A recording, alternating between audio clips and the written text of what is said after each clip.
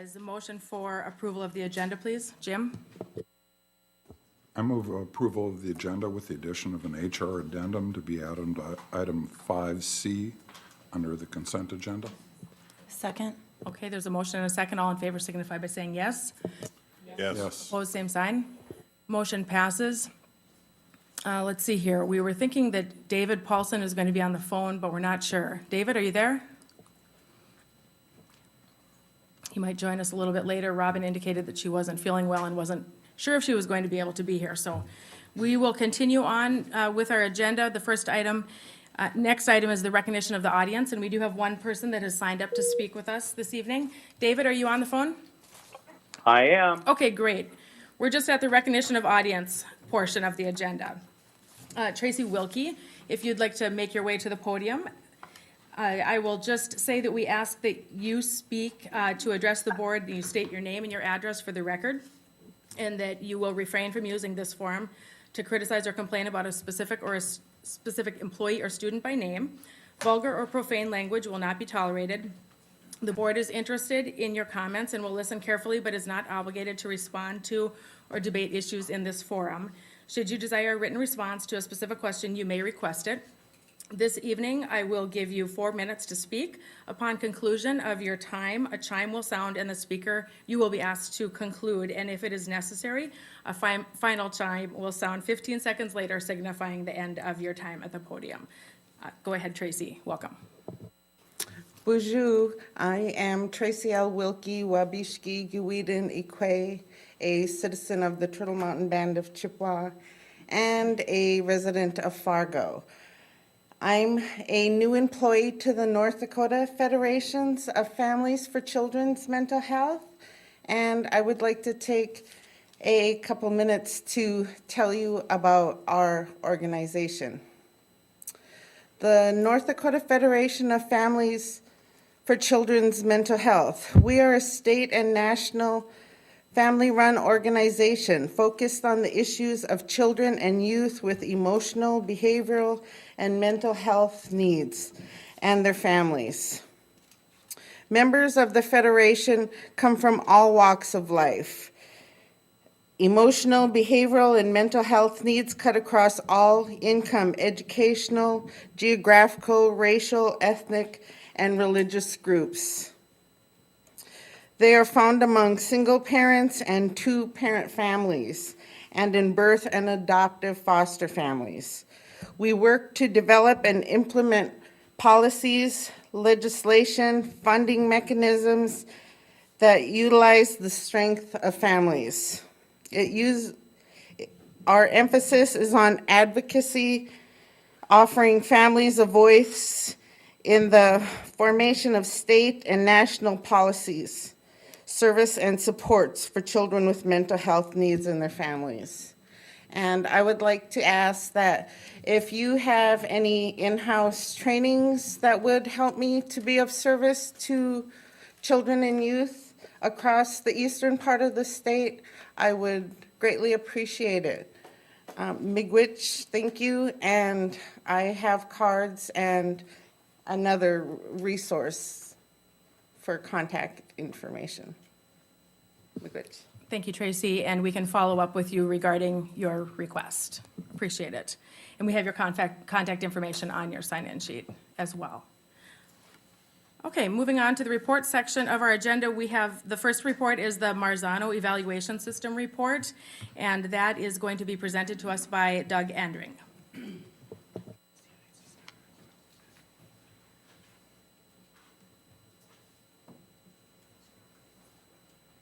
All right, thank you, board. Privileged to be up here to talk again about the teacher evaluation system. Going to be a little bit different coming up, not this year, but the next year. So this report will be just a little bit different than what we've done in the past, but talk about the results that we've done over the last year and what our future plans are with our teacher evaluation system.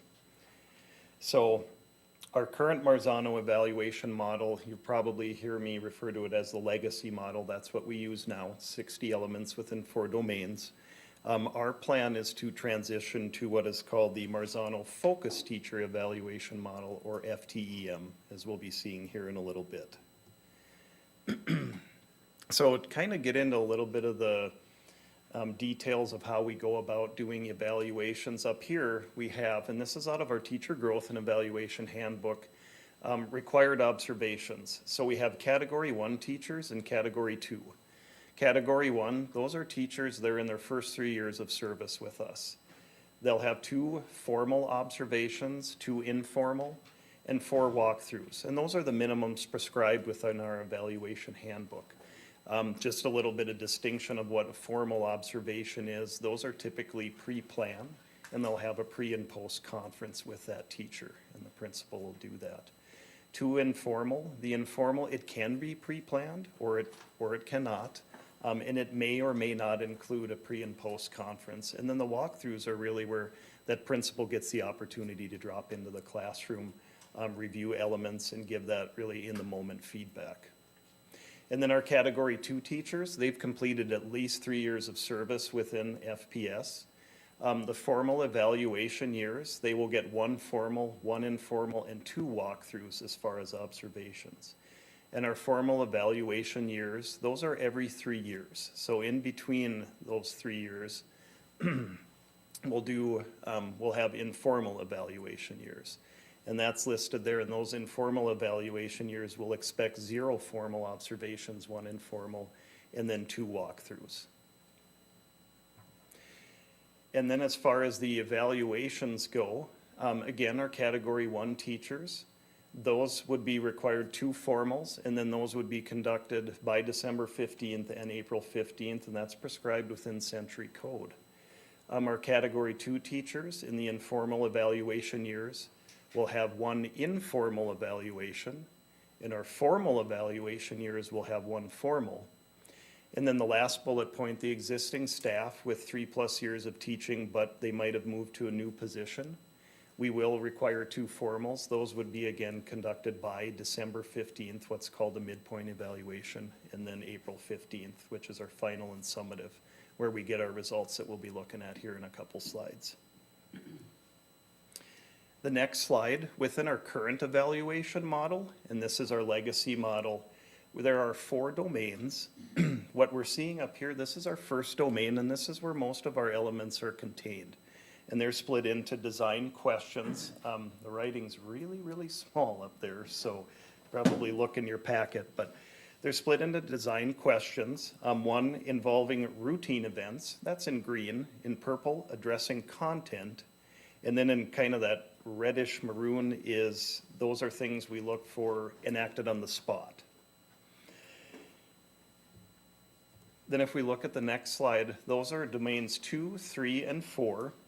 Domain 2 being planning and preparing, and then domain 3, that's reflecting on teaching, and then finally domain 4, collegiality and professionalism. And again, within these 4 domains, we have 60 elements. All 60 elements have been open to be rated on by principals. So they can choose to have building goals on what elements might be rated on. They can choose to, if they're working with a teacher on any particular element, they can really rate on any of these elements within the 4 domains and 60. The next slide, this is what's submitted to the Department of Public Instruction, and that's due by June 30th. Every year, we rated on 997 teachers. And on the bottom, if I could focus our attention, that scale, we have innovating 4, applying 3, developing 2, beginning 1, and then not using 0. Those are how the elements are rated. As we're going to see here, most of our results are within that level 3 and level 2, with about 91% of our results in there. In 1920, the numbers are a little bit lower, but we'll remember that DPI did eventually not require us to conduct evaluations on category 1 teachers. COVID hit. It was just difficult for the districts to get those evaluations done. So we will see less ratings. We'll see there the total ratings, 6,066 compared to this year, 7,024. And then again, if we look at 2021 or 2020, 2021, total level 4 about 7%. It's about the same as last year. Total level 3, and that's where most of the ratings live, a little bit higher than the previous year. And then total level 2, it was 15% of our ratings last year were there, and now 10%. And then level 1 or 0. So every year, when the principals do finish by April 15th, the Human Resources Office, we report each building's results into DPI. And then we also generate this aggregate report. And this is the total district results, but they are reported out at a building level into DPI each year. And then finally, plans for the future. So over the last year, and maybe a little bit more, the Marzano Evaluation Committee, which did exist in years past, and we reassembled, consisting of principals, administrators, teachers, and other staff. And those will be kind of a shout out there at the end of the slide. We got together and really asked, are we staying with our current legacy model? Is that serving its purpose? Is that creating an effective evaluation experience? Or are we looking at something different, like this Marzano focused teacher evaluation model? So what the group did ultimately decide is we will move to the new FTEM model, effective school year 22-23, and that's going to give us a little bit of time to do some professional development before we do move into that model. Some of the key objectives of the Marzano focused teacher evaluation model: it simplifies the overall evaluation process, and we're going to see in the, I think it's on the next slide, there's 23 elements instead of 60. So it really doesn't get rid of any of the 60 elements. What it does is it provides a crosswalk in groups, and I have a sheet here, and you don't have that in front of you, but for instance, and I will get to it on the next slide, the first element in the FTEM model, the crosswalk of our current model, would include elements 1, 9, 42, 43, and 44. So it really condenses those elements and just makes it simpler for that teacher and that principal to have a more meaningful evaluation. Reduces time and complexity burden, increases specificity, accuracy of observations, prioritizes deeper alignment to the instructional shifts, and then incorporates stronger diagnostic feedback capabilities for teachers. These are the domains within the FTEM model. So standards-based planning, and that's up in blue, and this is a little bit small again in the writing, a little bit blurry. Standard-based instruction, and then conditions for learning and professional responsibilities. So again, when I was talking about that crosswalk, that first bullet point under blue, the planning standards-based lesson and units, those contain about 5 of the elements that we currently have, and they're now wrapped into that element's observation. But it's really a more simpler, instead of having 60 elements to work through, they'll now have 23.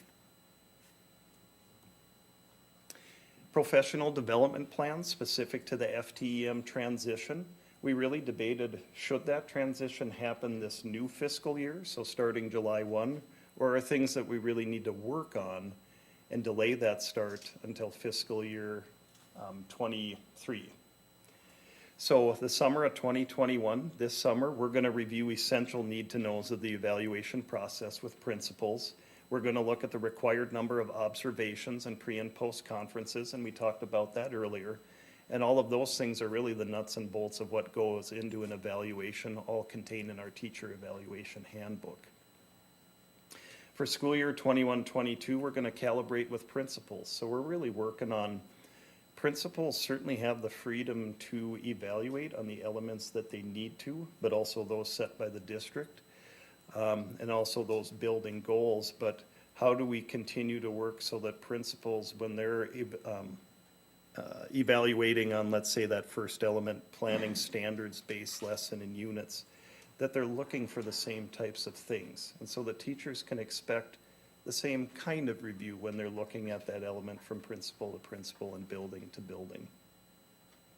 School year 21-22, again, crosswalk of current domains and elements, and that's that crosswalk. What are our 60 elements? How do they fit into the 23 elements now?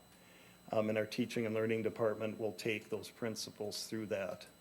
And then create training modules for future principals and teachers. And then finally, summer and school year 22-23, The calibration training is going to continue with the principals, and then we'll ask the principals to start training the teachers on this new model.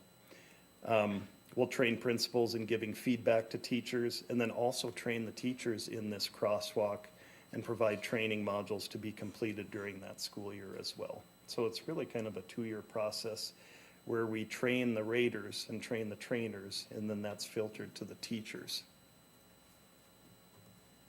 I'd certainly be remiss if I didn't include the Marzano Evaluation Committee. There was a lot of talent on that committee, and it took 3 slides.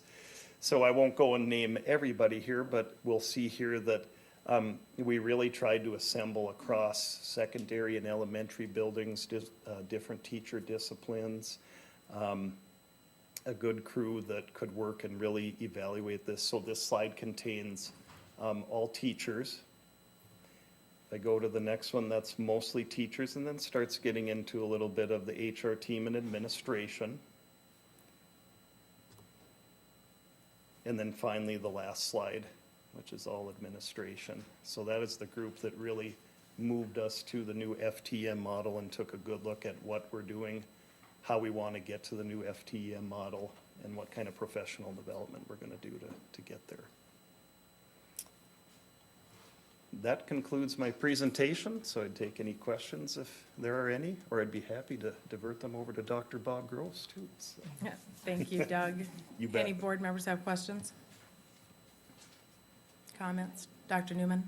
Thank you for this, Doug. I think you answered it here toward the end, but I guess I was just curious who performs the evaluations? Is it always just the building principal? Is it ever outside parties or other parties? Because some of this just seems a little subjective, so I was just curious if it's always the same person evaluating? It's chiefly the building principal. It can be an assistant principal as well. It can be a dean at our elementary. They can perform an observation. But as far as the evaluation piece of it, that's usually going to be your head building principal. Yep. So everyone performing these evaluations would go through this training you were referencing? Correct. Yep. Okay, wonderful. And then how is the feedback given to the teachers? Is it a written summative, form, or do they meet in person and discuss the results, or how does that work? Yeah, so like our formal observations where we require a pre and a post conference, that principal will meet with that teacher, discuss the elements that they will be rating and the look-fors. And then also after that, and it doesn't have to be necessarily right after the observation, but they'll meet again.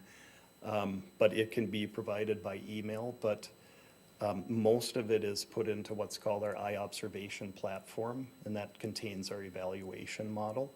And that feedback is put in there as written feedback. And then each teacher at the end of the year gets that summative evaluation. That's where you'll find all the feedback and all the ratings throughout the year. Anyone else have questions? All right, thank you. Right. The next item would be a report from the FEA. We don't have anyone here, I believe, for a report there. The next item then is the superintendent's report. Dr. Gandhi. Yeah, I don't have anything major, just summer school's underway. I think later today, we'll probably touch base on some of the things that you'll be approving in the business item as well. For us, we're just really kind of focusing on the ESSER funds and the management of that and what that's going to look like in our district moving forward as we plan for this summer as well. So you'll be, in the business section today, we'll be discussing the ESSER 2 application that's part of that process. Earlier today, Jackie and I were notified that our district has been approved for the ESSER 3 funding as well.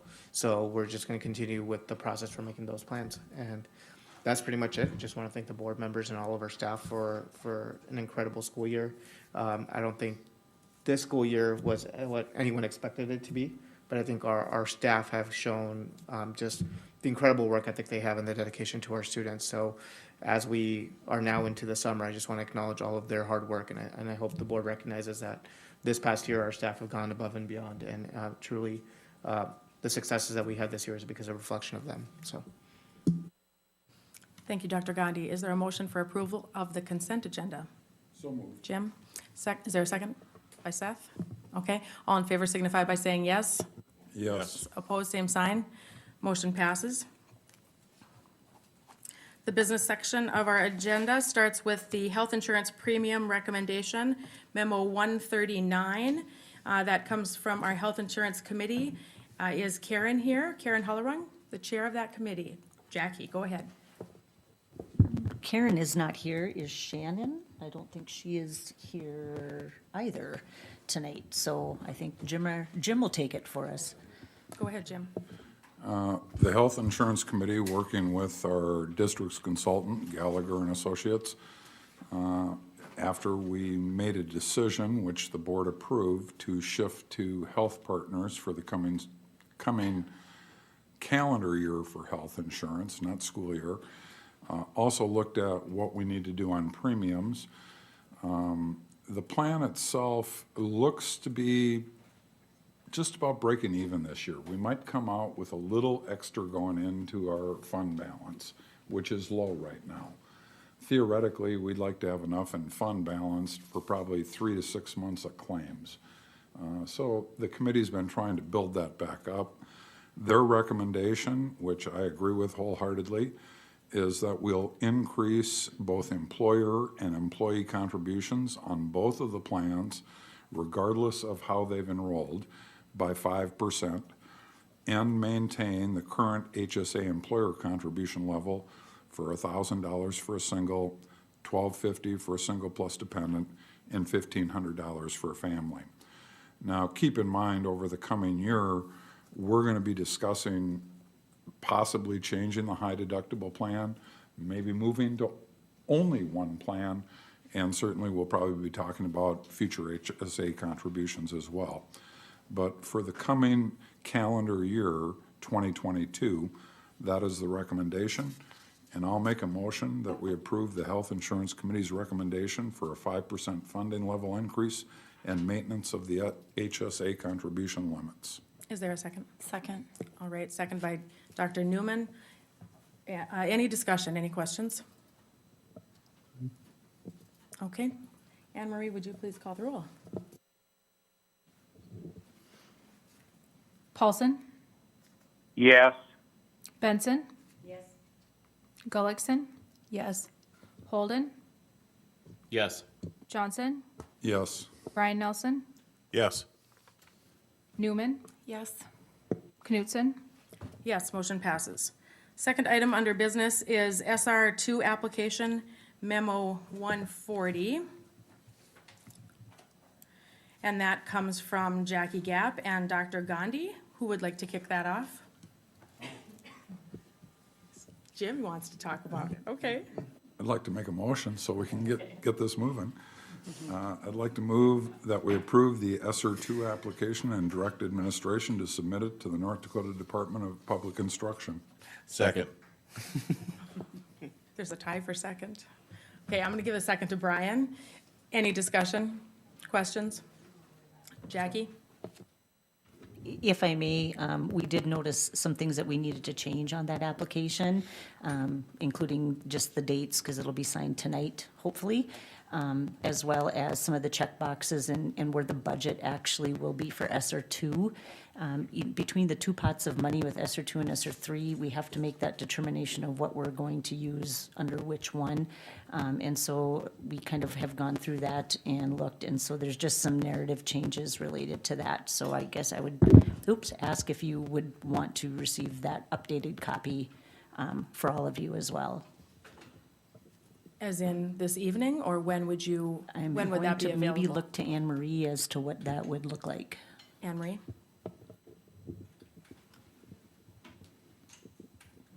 I think it depends on how you want to handle that, as someone could make an amendment to approve it with whatever additions that are made. Does this need to be approved by a specific time, Jackie? It does. June 24th is the date in my mind, potentially. Rupag? Yeah, I think I've kind of gone through this in the past as well. I mean, I think the board can make a motion to you know, as if Jackie and I can just talk you through some of the changes. Jackie's already mentioned most of them that we just caught after the meeting materials were submitted. And one is a good piece of feedback that we received from a board member, which was instead of saying that the district's receiving a certain amount of funds, just clarify that the district is being reimbursed because there are some parameters that we have to meet as well. I think the board can probably make a motion to approve the application with the changes that have been presented by Jackie and I think that would probably cover us. Do we need some more discussion on these changes in terms of specifics? Dr. Newman? I would just like to see them. I mean, I would appreciate them emailed out if we vote on that tonight. Okay, I think because I think the biggest thing is we had written in a lot of the employees that we will be hiring, and actually we would like those in ESER 3, because that's for 3 years, so we don't have to move people back and forth. So that really is the majority of the change, although the premise of what those employees are going to be hired to do regarding learning loss and social emotional supports and those types of services, it will still exist in ESER 2. It just may be more related to professional development, some additional curriculum and software. So it all ties together. It's just a matter of where we're going to be placing the cost of the employees versus the other costs. Jennifer? Thank you. Jackie, the positions that are highlighted and that you just talked about, are they going to be listed as temporary?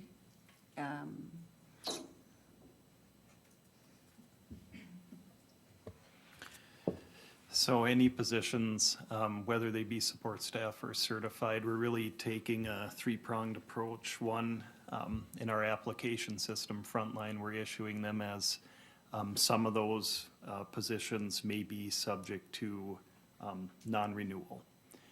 And any positions backfilling, we'd work on, that are internal, we'd work on returning those staff back to similar types of positions.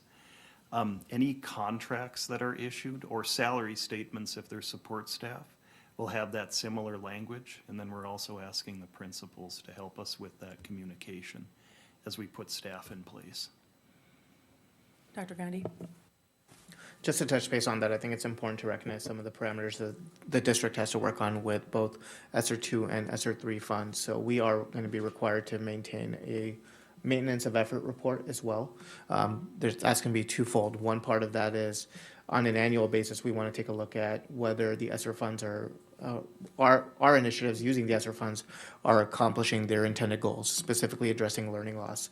So that's one of the reasons why any position that is funded through ESER funds, we're notifying that staff early on that that's subject to non-renewal on an annual basis. One of the initiatives using all 3 ESER funds that we have that we are going to look at is a program evaluation and hire a staff member that can make sure that they're managing this grant appropriately, because we do have a fiduciary responsibility with the dollars that have been given to us, and also do an evaluation on each of the programs to make sure that they're meeting those intended purposes. So I think that's one of the reasons as well. So, and then the second piece is sustainability. We can't guarantee as a district that the positions that we're going to hire with ESER are going to be long-term positions, because those aren't things that we budgeted for at this point. So that's why we're also communicating that they'll be subject to an annual non-renewal. All right, we have a motion and a second in front of us, and there has been the suggestion there could be an amendment. Jim? I'd like to have it written up for our board secretary. That sounds good. Thank you.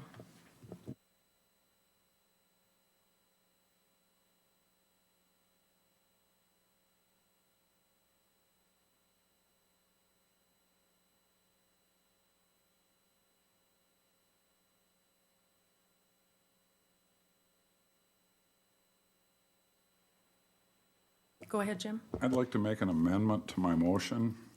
I'd like to insert language after ESER 2 application.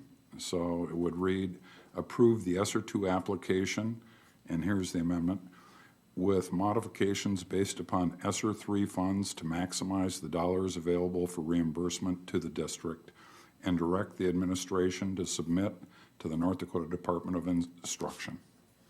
Is there a Second. second? There's a second by Brian. Any discussion, questions? Jackie, does that address your concerns? Do you feel? I believe so. Okay, any questions by board members? Anne Marie, please call the roll. This will be for approving of the amendment. Yes. Benson.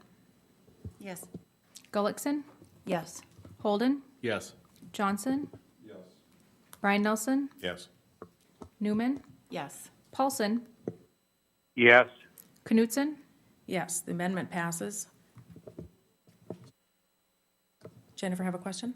I do, if I may now, before we vote on the final motion, if I may ask a question specific to, this is an application, and so there is not necessarily a guarantee for all these monies, correct? I'm going to defer to Jackie. She's probably been in touch with DPI more than I have. We have been awarded the money, or we will upon this. So the money is guaranteed, assuming that we are following all the rules, and but we will incur all the costs and then submit for that reimbursement at that time. So we do not have to submit a formal budget ahead of time like we do on our consolidated applications and our other grants that we have every year. This is kind of a incur as you go and submit for reimbursement. May I ask a Go ahead. follow-up? Thank you. A follow-up question then to that. So what if we don't meet the intended goals that we have set out or that the grant has set out for the funds? Then what happens?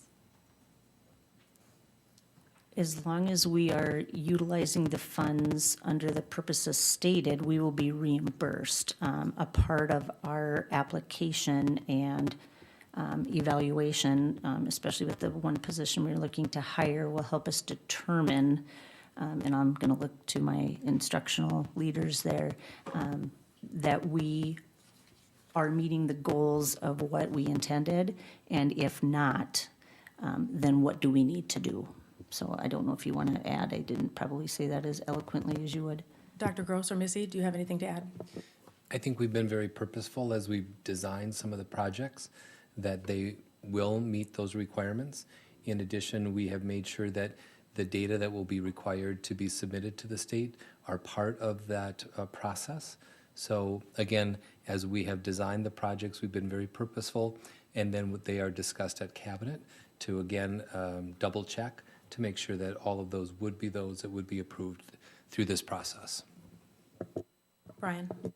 You know, in reading through the grant application, and I'm also confident too that they've talked to a lot of different stakeholders as well. And so there's been some input given to them, I'm sure, as to what they would like to be seen done with the monies and things like that. So I guess I'm comfortable. Anyone else have questions? Anne Marie, please, would you please read the motion again, and then we will vote?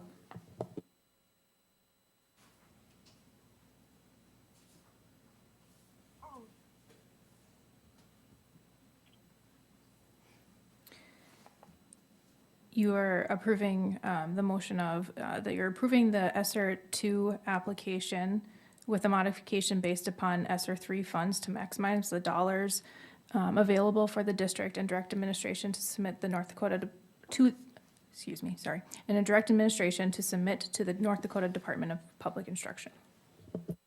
Thank you. Please call the roll. Gullickson. Yes. Holden. Yes. Johnson. Yes. Brian Nelson. Yes. Newman. Yes. Paulson. Paulson. Did we lose him? We might have lost him. Benson. Yes. Can you hear me? Oh, no, we couldn't. Paulson. Yes. Benson. Yes. Knutson. Yes, motion passes. The next item is Memo 141 regarding the Explorer Academy Plant ID. This also comes from Jackie Gap and Dr. Gandhi. I could entertain a motion, or you may introduce. Brian? I would make a motion that we authorize administration to request a plant ID number for the Explorer Academy program opening for the 2022 school year located at Lewis and Clark Elementary School. Is there a second? Second by Nikki. Any discussion? Dr. Gandhi, Jackie, anything to add? This is strictly operational. We, by process with the Department of Public Instruction, anytime we're requesting a new public ID, we need to get board approval. For us, we are requesting to do that just to make, honestly, it's for operational efficiency, just so we can make sure that the Explorer Academy, whether it's budgeting, ADM calculations, and things of that nature, it has its own planned ID, so we can track and, for accounting purposes, human resource purposes, IT purposes as well. If not, each student would still be tied to their home school and power school for ADM purposes, and it just wouldn't be as clean when we're reporting our data. Thank you, Dr. Gandhi. Any questions? Okay, Anne Marie, please call the roll. Holden, Yes. Johnson, Yes. Brian Nelson, Yes. Newman, Yes. Paulson, Yes. Benson, Yes. Gullickson, Yes. President Knudsen. Yes, motion passes. The next item is Memo 142 regarding GP7 monitoring. GP7, for those of you that aren't familiar, has to do with the structure of the board's standing committees. And we review those committees on an annual basis. The 5 standing committees of the board are negotiations, communications, engagement, and advocacy, government relations, what else? Planning, and governance. And so this is a memo from the chair of the governance committee, from myself, and there is a recommendation on this memo. If there is a motion, I would take that, and we can, in a second, then discussion. Dr. Newman? I'd like to make a motion that that we pass the board policy GP7 be reaffirmed or provided, as provided or as modified. Second. All right, there's been a motion and a second. Any discussion? Jennifer? Thank you. So since this is in front of us here for discussion, I'll bring it up, and I believe I've noted this before, but I would like to hear others' opinions on the fact that the board or the committees do have 5 members of the board currently serving on them, which actually means there is a quorum of the board. And at a committee level, our structure is that a committee makes recommendations to the full board, not decisions on behalf of the board. And I believe that we have run into examples where that has sort of been circumvented because there is a majority on a committee. So I do think that perhaps we should discuss that structure a little bit. I'd love to hear some of your opinions. Anyone have any comments, thoughts to share? Seth? I see your concern. I've ran into this before in committees where I'm like, well, we got 5 of us that agree, we're probably gonna pass this. But just because you have 5 people on a committee doesn't necessarily always guarantee that all 5 of those members are gonna agree. You know, there very well could be one person that's like, I don't know if I agree with that, but if that's gonna be the board or the committee's recommendation, then the committee can recommend that, and then I, or whoever the 5th person would be that doesn't agree, can definitely not vote that way when it gets brought to the full board. So that would, that's just my opinion. It's not guaranteed that all 5 people are gonna completely agree in that committee. Dr. Newman, I see your hands up, but did someone else have their hand up on the other side of the room? Nikki? Okay, all right. Thank you, Dr. Seth. Newman. Yeah, I think I would just add too that I think in my year on the board so far, I've been surprised, I guess, at how much work happens on these committees, and they are very important. And it would be my opinion that the more voices and the more diverse opinions we have on those, the better the outcome. So I welcome, at least 5 members, and I agree with what you said as well, Seth. Jim? Well, just a little background. At one time, our committees only had 3 board members on them. And then one day, a mayor for the city of Fargo invited the chair of our planning committee and our business manager to come over to the mayor's office to have a discussion about legislative priorities for the city and the school district. And the chair of that planning committee knew that they weren't going to be able to really carry through with all of the information, so they invited another member of the planning committee. So we had two members of the planning committee and the business manager, and actually we had the district's attorney at this meeting as well. And one of the board members actually asked the district attorney, did we notice this meeting? Do we have to notice this? And they said, no, this is not a committee meeting. This is a requested meeting from the mayor's office, and you're not operating as a committee, so no need to. So we had that meeting, only later to have the forum put in a request through the AG's office that it violated open meeting laws because the school district didn't notice that two members of the planning committee, which was a majority of the planning committee at the time, were at this meeting. So the minutes of that meeting had to be recreated, and no real bad thing happened because of it. What we learned was that if you only have 3 people on a committee, anytime 2 of them are together, you have the majority of the committee, and you're supposed to notice that if there's any kind of discussion possibly of business going on. So that's why we shifted to 5. That's just the background of how we got from 3 to 5 on our committees. Jennifer? Thank you. I'd like to add on to that because I've read that AG opinion, and this is something that I do think is of big concern. So in the interest of gathering information and history, I read that AG opinion, and the reason we were in violation is not necessarily because it was just a majority of the planning. It was whether or not we direct 1 member or 2 members to do business on behalf of the board. It doesn't matter at that point whether it's a quorum of the board. It's that they're doing business on behalf of the board and coming back reporting. We're using it in our decision making. That makes it subject to an open meeting law. And so it doesn't matter if we have 3 or 5 or all 9 of us. If we direct anyone, and that's the same thing that happened with the COVID task force. We had 1 member, but we had an alternate member, and there were 2 people. That's not a majority of the board or any of the committees, but yet it was still subject to open meeting laws. So, that may have been the belief then, but that's not of what the opinion says. And so I do think that that's not really a factor at play here.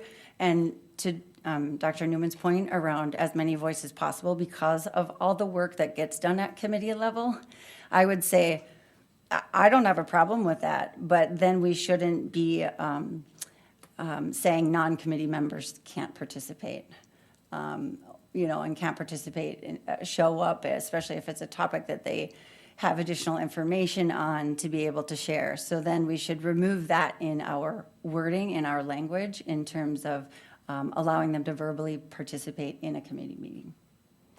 And of course, some specific language could be recommended if there needs to be, if you're recommending or if anyone else wants to recommend any changes to this GP, that definitely could be brought forward. I have had some conversations with Amy DeCook at the North Dakota School Boards Association. As you know, she's the attorney for that association.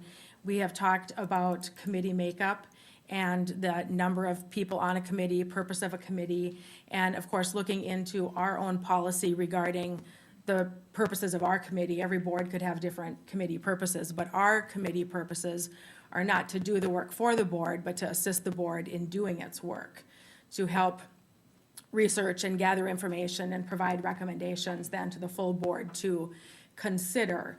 Each committee does operate a little bit differently, Jennifer, as you have mentioned, and that could be something that we decide that we want to take a look at. I don't see I personally don't see a problem with 5 people serving on a board, on a committee. There's a lot of work that needs to happen by all of our committees on behalf of the important work of the district. I don't see why we would need more committee members. An odd number seems to be a good amount to have instead of an even number.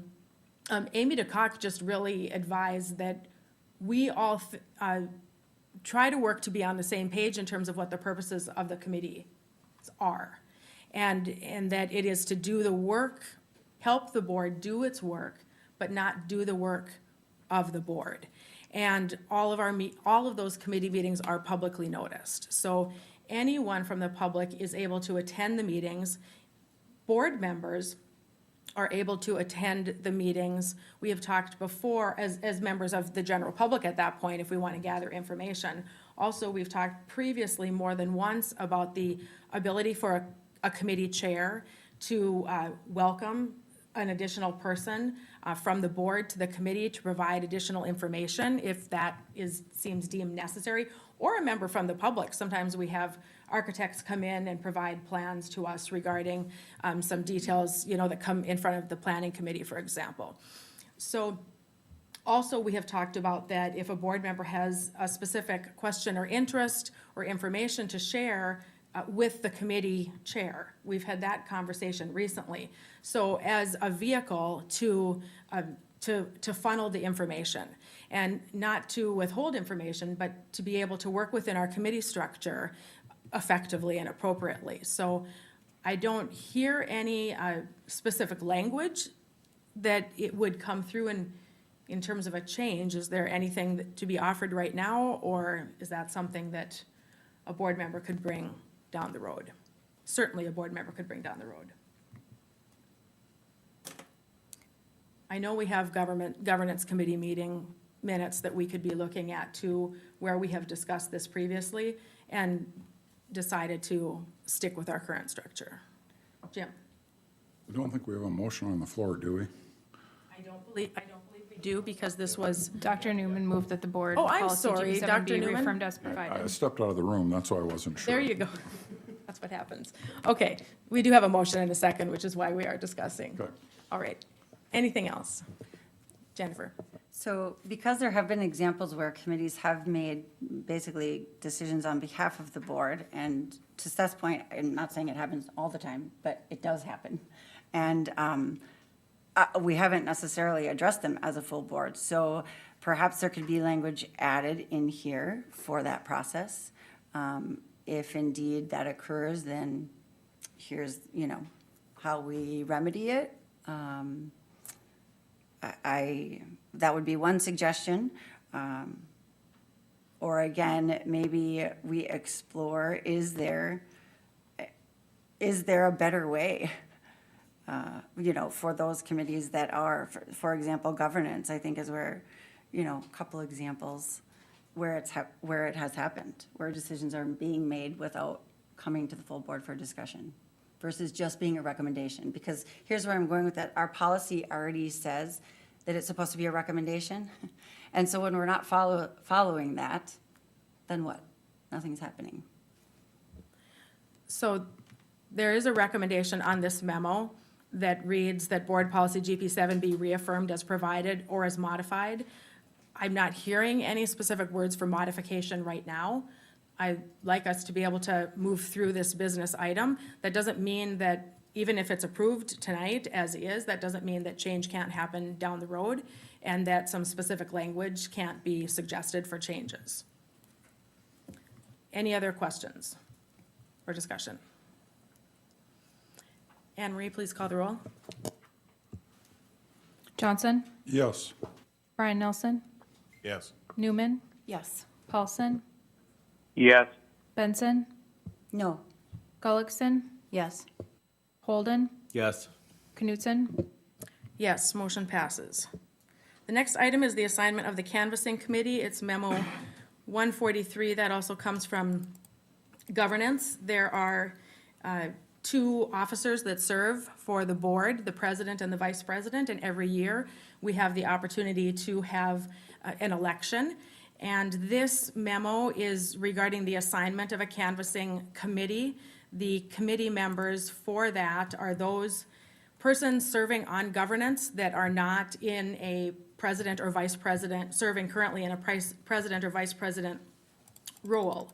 So this memo discusses then that Nikki Gullickson, Jim Johnson, and David Paulson would serve as the 2021 canvassing committee. I have visited with Nikki and she has agreed to serve as chair of that committee. She would then work with the other committee members to contact all board members. All board members are available to serve in both of those roles. It is you just need to have 1 year of service on the board, and we all have met that at this point, or will have met that. So I would entertain a motion to move forward according to this memo. Tracy? I'd like to make a motion that Nikki Gullickson, Jim Johnson, and David Paulson serve as the 2021 Canvassing Committee as stipulated in policy, with Nikki Gullickson serving as chair of the committee, and report their findings to Anne Marie Campbell by June 23rd. Is there a second? Second. There's a second by Seth. Any discussion or questions? Anne Marie, please call the roll. Brian Nelson, Yes. Newman, Yes. Paulson, Yes. Benson, Yes. Gullickson, Yes. Holden, Yes. Johnson, Yes. President Knudsen. Yes, motion passes. The last item on business is GP 12, process for addressing board member violations, and that is memo 144.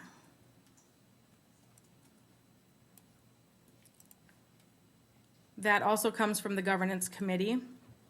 There are a few paragraphs here on this memo that explain to us why we are here today regarding this. Ties into our policies regarding board member violations and representing decisions of the board as a whole. And so there's some history on the memo that you have all been privy to that explains why we're here today. And the governance committee met and discussed basically this same information, and that committee decided to bring the discussion to the full board, which is why we're here today.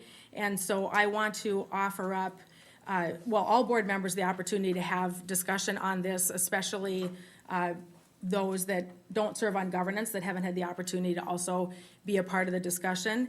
And Jennifer, give you an opportunity to have some discussion on this as well. I am going to pass out the communication that Jennifer and I shared that led up to this process, and I believe I have enough handouts for everyone. There are 2 pages there. I don't necessarily know Dr. Gross and Missy and Jackie and Doug if you need a handout or not, but there might be enough for you.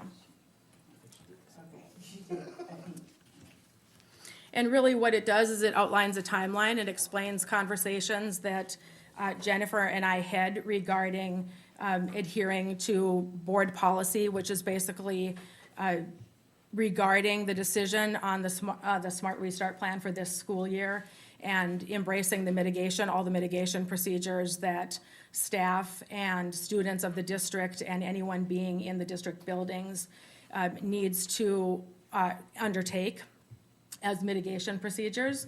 And that is according to the Smart Restart Plan that the board approved prior to the school year starting.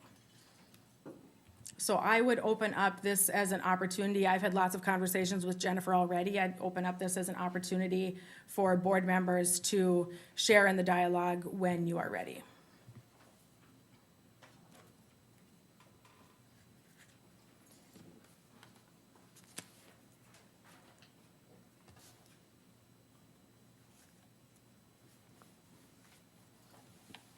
I would also like to say that there are, I would say, people on both sides of this issue. There are certainly people that don't feel as if all mitigation procedures were necessary during COVID. That has been certainly communicated by members of our community.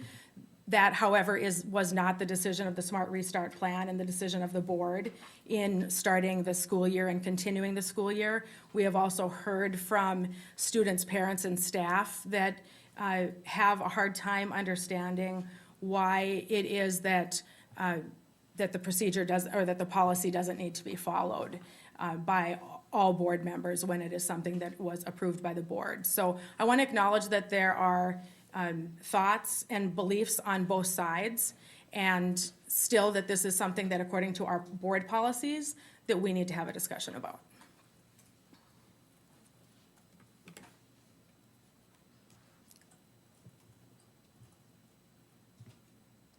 Madam President? Yes, David?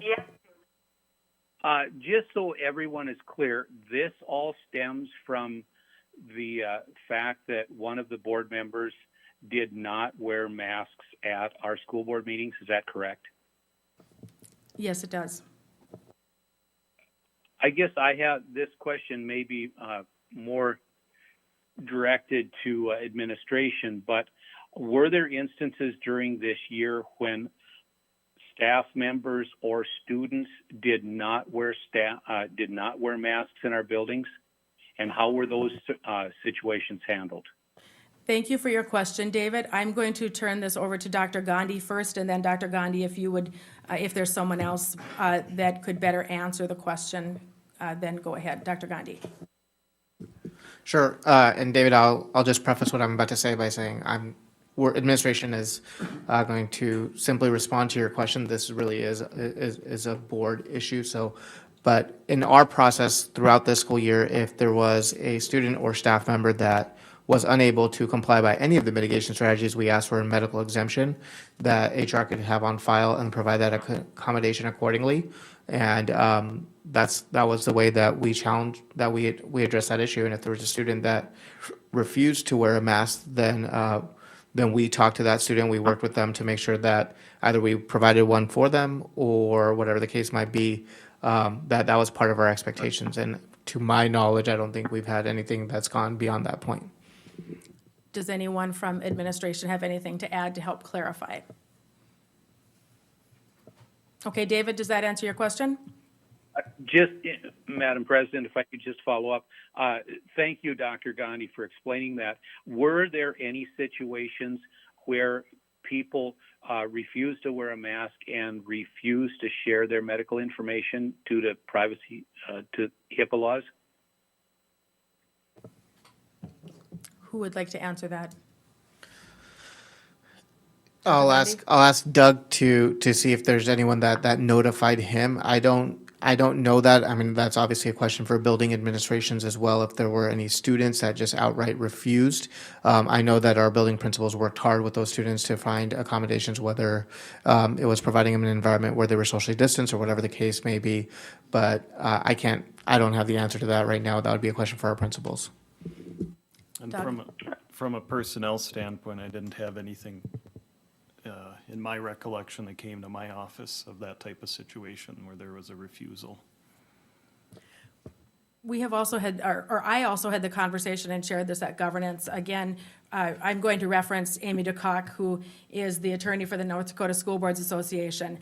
And as members of the board, as elected members of the board, we sit kind of in between two spaces the way I see it. And as Amy advised me on this as well, as how to look at this. And I want to make sure too that we're not only talking about the mitigation procedures and masking, we're talking about board policy and adherence to board policy and representing decisions of the board as a whole, which is something that when a person runs for the Board of Education and then ends up being elected and serves, we are to follow our policies. And so that's something that we know and that they're outlined for us. And so that's really why we're here today, because this is an example of that. Any rate, getting back to my discussion with Amy DeCock, she basically said, we're in between, as board members, we're in between the general public and staff. We're not the general public because although we're members of the general public, so are staff. Staff, we're all members of the general public, but we serve in different ways. And so we're elected to serve on the Board of Education. We have the ability and the opportunity to sit here and make decisions and vote on items that come in front of us. We're not staff members. We do have compensation from the district. We do have compensation from our taxpayers, as do staff members. We do not receive other benefits from the school district. We don't have vacation, we don't have health insurance, those types of things. So we're clearly not staff.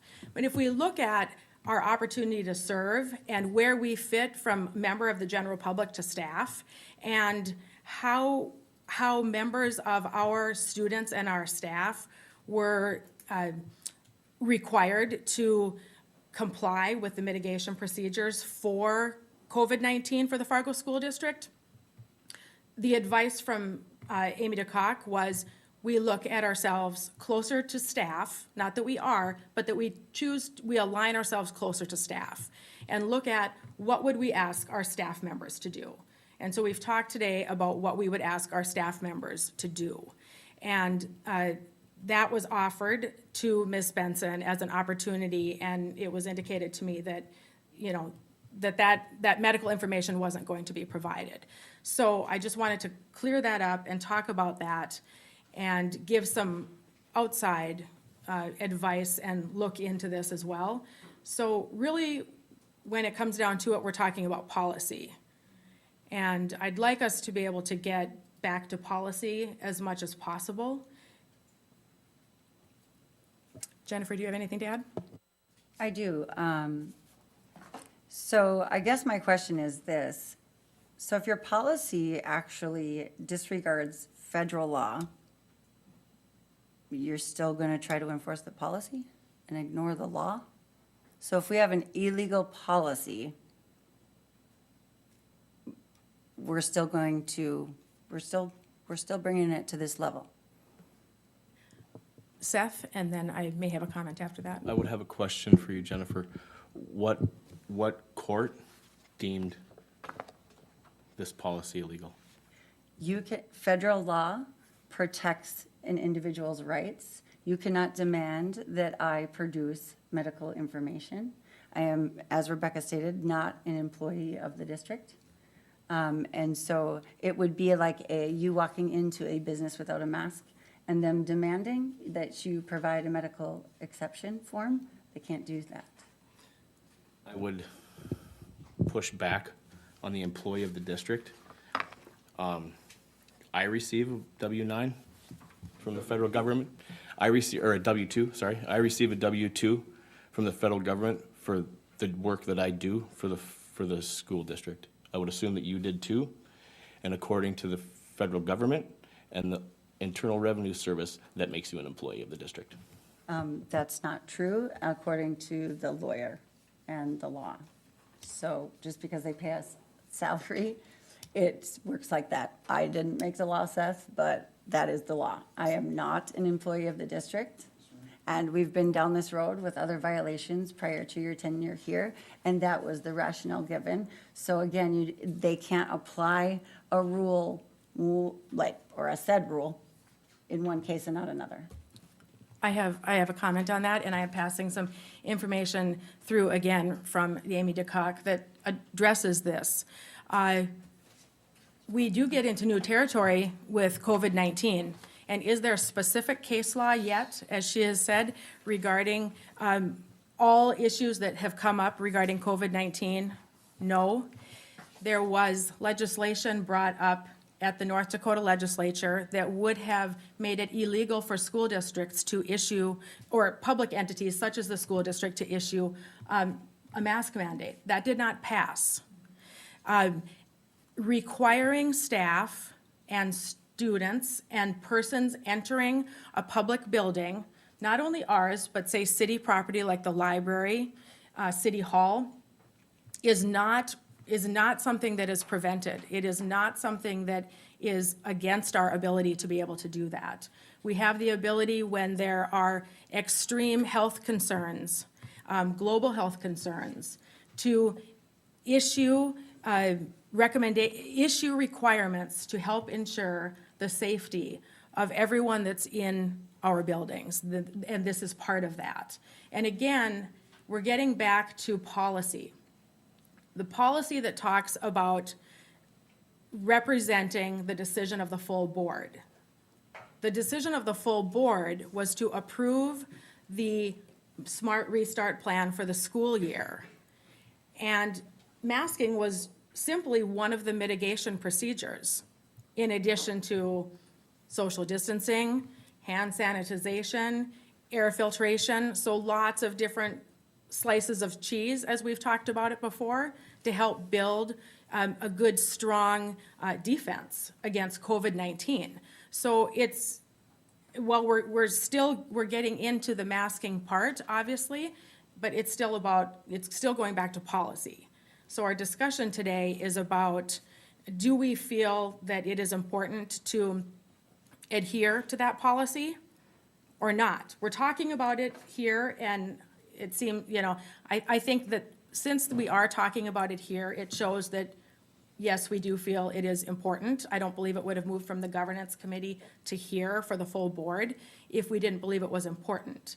And what we need to decide is our discussion today where we leave it, or do we move to another step? And I will leave that up to other board members to move the discussion along. Jennifer, did you have your hand up? Sure, I'd just like to add to that in one of Amy DeCock's responses that you'd passed out at governance, in her email, it says, when she is attempting to answer around your question, if you have the ability to make these sort of mandates, it says, where appropriate to reduce risk. And I think it's important to point out that the board has even acknowledged that this isn't about health and safety. It's really just about me being forced to follow a policy that, in my opinion, should have expired a long time ago. And when we sit here and listen to the effects that it's had on some of the students, and yet we spend hours talking about the fact that I'm standing up for those individuals' rights as well. I can't believe that we haven't spent our time talking about the seriousness around what those parents have told us. And that we are sitting here making these decisions for these medical interventions for, you all pretend to know my situation or a student situation or anyone in this room situation. We are not under a state of emergency, and you cannot say that I pose risk. You have all said, you have said, you are not afraid. You are not, this isn't about whether or not you think that you're going to get COVID or give it to me. So then why? Is it really just about power, control? I mean, when does it end?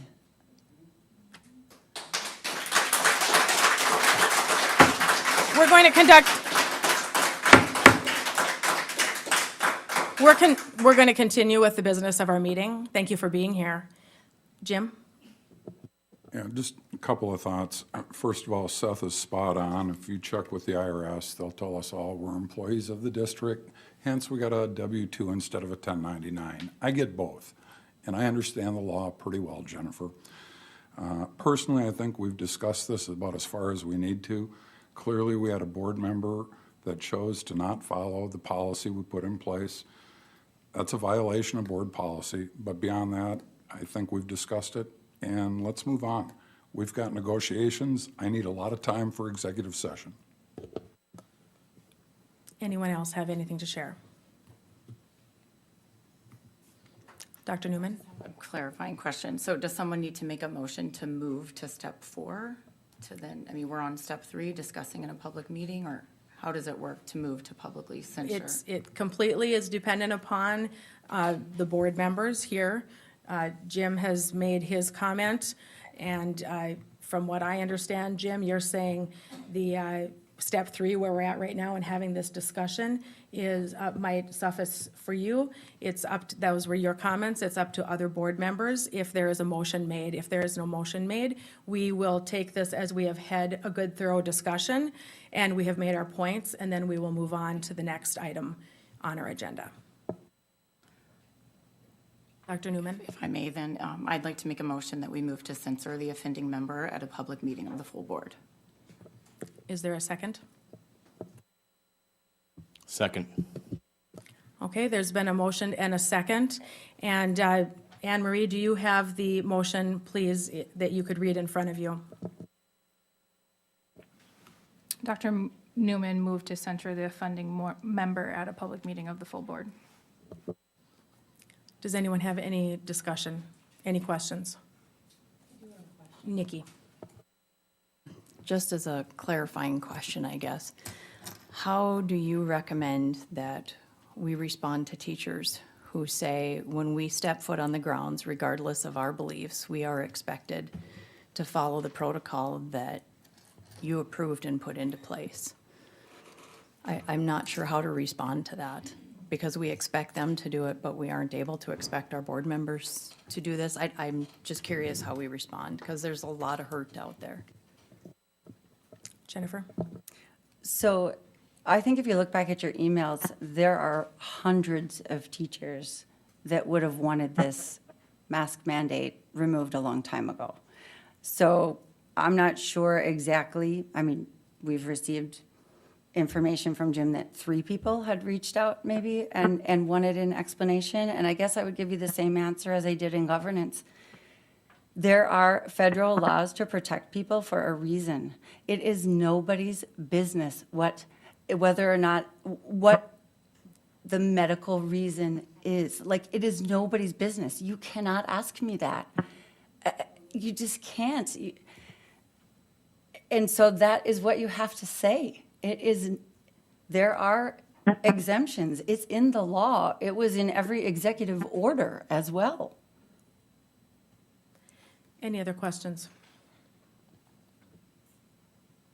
All right, Anne Marie, please call the roll. Newman, Yes? Paulson, No. Benson, No. Gullickson, Yes. Holden, Yes. Johnson, Yes. Brian Nelson, Yes. President Knutson. Yes, motion passes. All right, we are going, well, item 7, do we need to have item 7? Yes.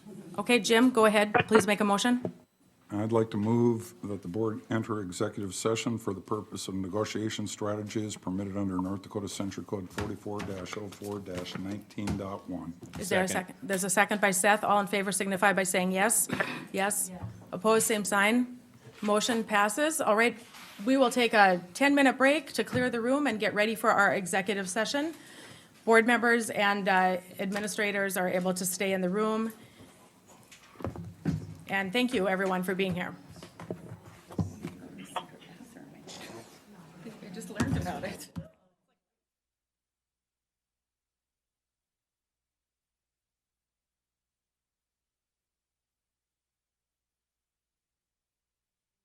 Session at 7:15 PM, and we're on to board reports. Dr. Newman. Thank you. I attended the Fargo CAS Board of Health meeting on May 27th, where we approved their annual budget, and they announced their new health officer, which is myself, and to just clear up, I will no longer be able to serve on that committee as a representative of the school board. I will now be on as that. So, but it turns out their next meeting is in August, so it works out really great after we reassign committees. So we will need another school board member in that capacity. I had the pleasure and honor of handing out diplomas at South High graduation this past Sunday. It was a very cool experience. I enjoyed all of the speeches, particularly from the students. It was great just to have an in-person graduation.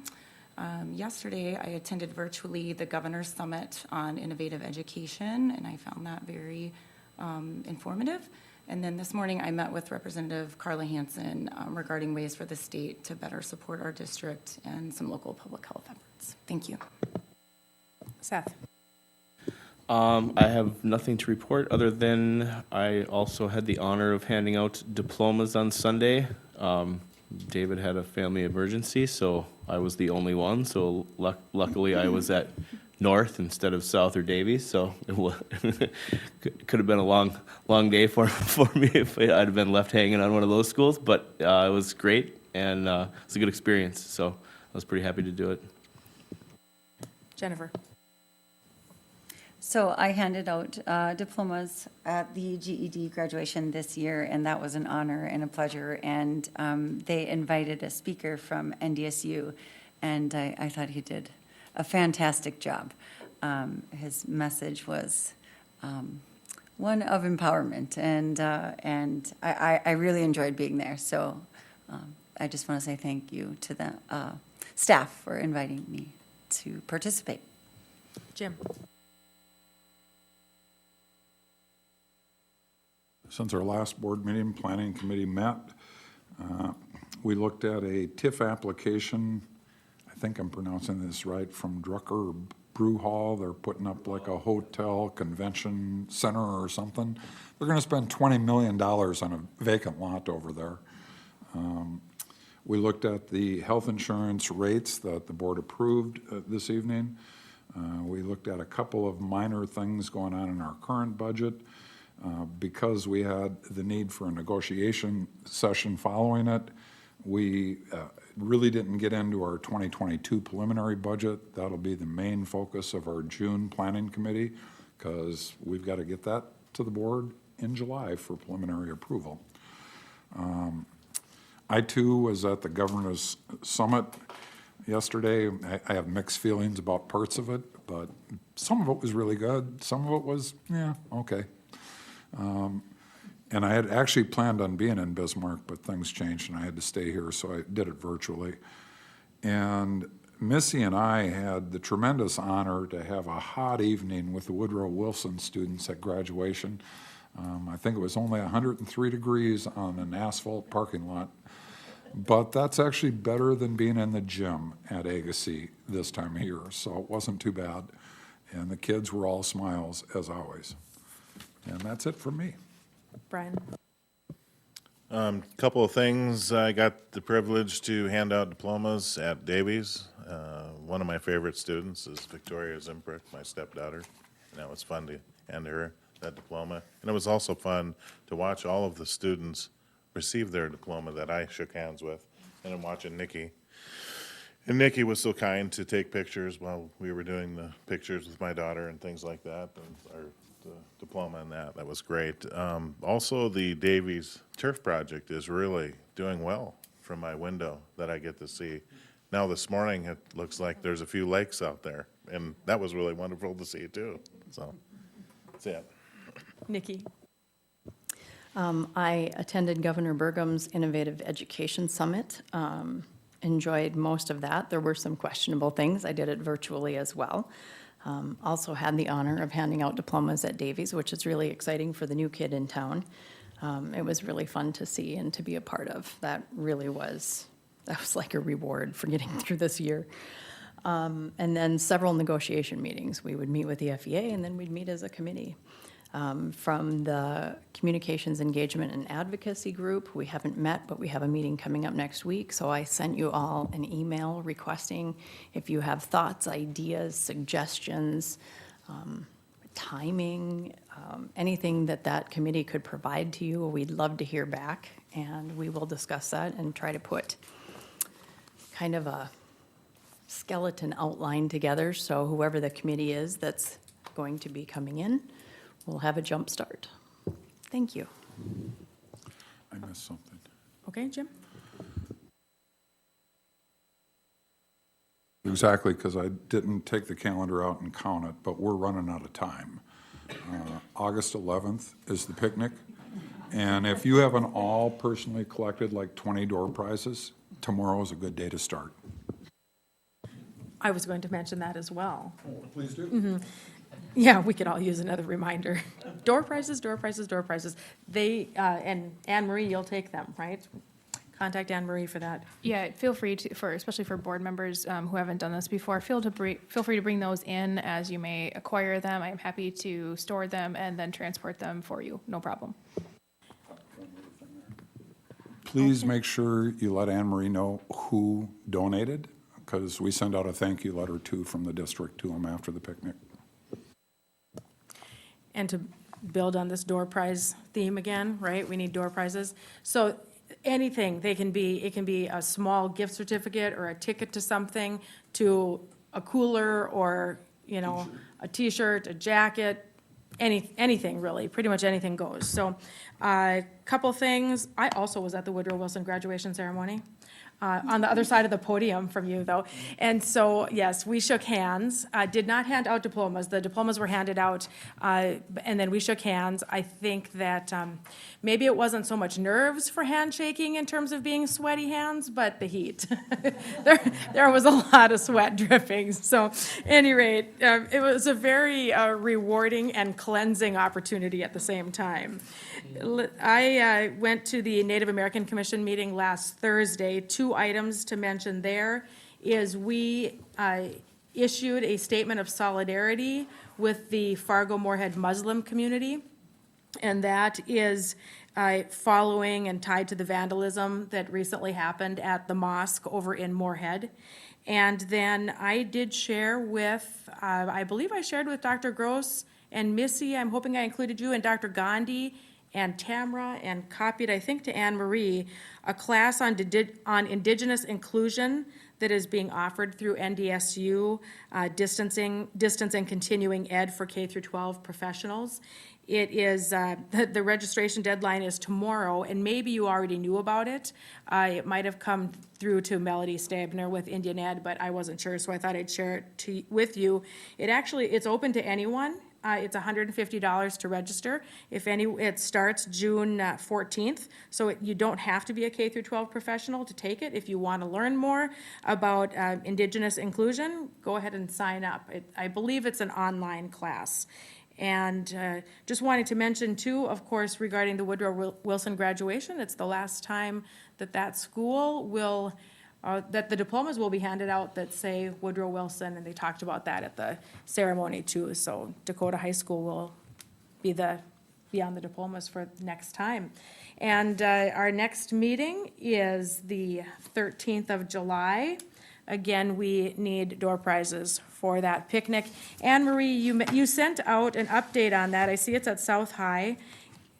What included, is it an outside event currently planned? Yeah, there will be options for seating both indoors and outdoors. Unfortunately, like we've mentioned before, Oak Grove Park will not be available this year. A couple other parks are also not available, so we just decided, let's just do it at one of our facilities.